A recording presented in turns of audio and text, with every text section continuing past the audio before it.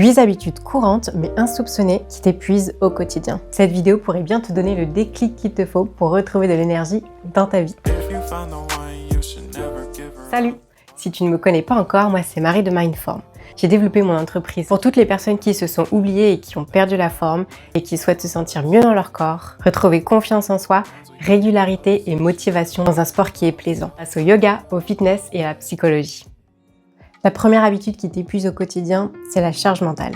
Tout faire, penser à tout, que ce soit organiser, gérer, prévoir, anticiper, que ce soit pour les enfants, la famille, le travail ou même la maison, le cerveau, lui, ne se pose jamais quand on pense toujours à tout. On ne met jamais au repos ses facultés cognitives, ce qui fait qu'on est fatigué mentalement. La deuxième habitude, c'est l'autopression permanente. Je dois être productif, je dois reprendre le sport, je dois manger sain, je dois tenir bon. Cette pression constante de toujours faire mieux, de toujours faire parfait, à la longue épuise bien plus qu'une séance de sport. Troisième habitude, c'est le stress bas. Le petit stress, celui qui ne redescend jamais. Je ne te parle pas d'une crise de panique, mais vraiment du stress au quotidien, d'une tension permanente comme si le corps était H24, 7 jours sur 7 en vigilance. Stressé pour les enfants, stressé pour le travail, stressé parce qu'on n'a pas le temps d'aller faire les courses, stressé par le temps. Toutes ces petites choses qui me paraissent sans gravité, mais qui provoquent un réel stress dans le corps, même s'il est bas. Il a un certain coup sur ta fatigue et baisse les batteries. La quatrième habitude, c'est la culpabilité. Culpabiliser de ne pas faire assez, de ne pas être assez, de ne pas tenir bon, de s'oublier. La culpabilité est un sentiment qui fait partie de la tristesse. Donc j'ai pas besoin de vous dire que la tristesse, c'est pas forcément une bonne chose à ressentir et que ça n'a rien de bon pour votre jauge d'énergie. La cinquième habitude, c'est les émotions refoulées. La tristesse, la honte, la culpabilité, la colère.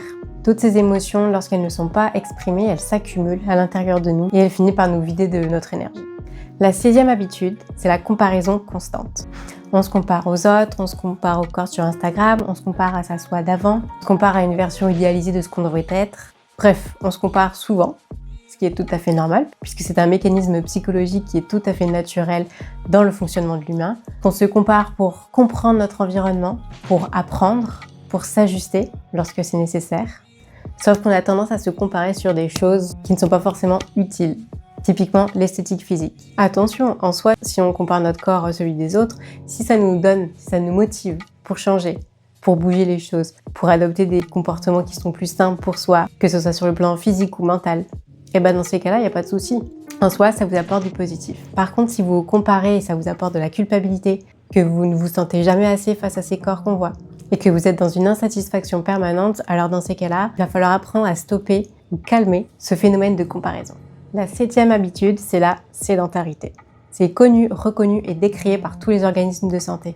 La sédentarité, c'est le fait de rester dans une même position de manière prolongée pendant plusieurs heures sur des longues périodes.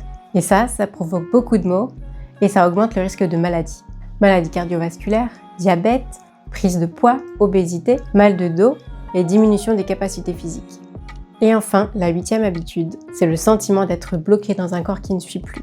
C'est-à-dire d'être trop souvent essoufflé, fatigué, se sentir lourde, avoir des tensions, une image négative de son corps. Tout ça, ça n'aide pas à se sentir bien avec soi, à se sentir bien dans son quotidien.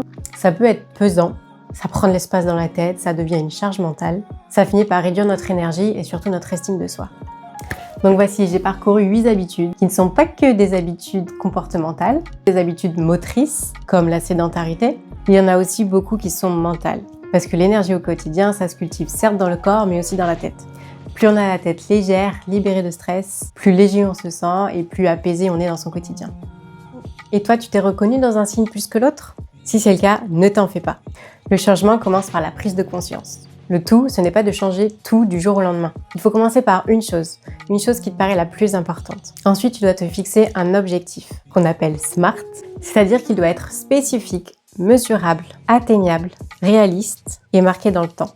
Plus concrètement, si on prend par exemple la sédentarité, que vous soyez sportif ou non, il va falloir commencer à poser un objectif clair. Donc c'est-à-dire, je vais faire plus de mouvements dans ma journée. C'est beaucoup trop vague. Vous pouvez par exemple faire plus de pas ou plus de pauses avec des étirements. Il faut dire combien de pas ou combien de pauses pour faire les étirements par jour vous voulez faire. Il faut dire quand vous voulez les faire. Un autre exemple. Si votre plus gros problème c'est la comparaison, dans ces cas-là, il faudra Commencez par détecter tous les moments où vous vous comparez, donc prendre conscience de vos pensées, des moments où vous vous comparez. Il faudra ensuite essayer de savoir pourquoi est-ce que vous vous comparez à ce moment-là. Il faudra également essayer de creuser un peu plus loin, pourquoi est-ce que vous avez pris cette habitude de vous comparer. Accepter le fait que vous vous compariez, mais par la suite s'entraîner à changer ce mécanisme de pensée. Un dernier exemple, celui concernant le stress. Le stress, ça touche quasiment tout le monde, plus ou moins élevé selon chez certaines personnes. Pour réduire le stress, il y a plein de solutions. Si vous avez des taux de stress très élevés, dans ces cas-là, je vous conseille de vous rediriger vers un professionnel qui pourra vous aider à mieux le gérer. Il existe également tout un tas de pratiques à mettre en place. Le yoga, la méditation, la sophrologie. Si on pose un objectif concret et qu'on découpe ça par étapes, ce serait par exemple d'avoir au moins 1 heure ou 2 heures dans sa journée où vraiment on se sent bien sans stress. Par exemple en pratiquant le yoga 1 fois par semaine, en faisant une thérapie, en commençant par creuser quels sont les facteurs de stress et en allant les démanteler, ou mieux les appréhender, mieux les gérer. Je comprends que seul, ce n'est pas évident, donc n'hésitez pas à vous faire aider, à vous faire accompagner si c'est nécessaire. En tout cas, moi je peux vous aider à faire un premier pas pour tout ce qui est remise en forme, motivation dans le sport et rapport au corps, le fait de se sentir bien avec soi-même.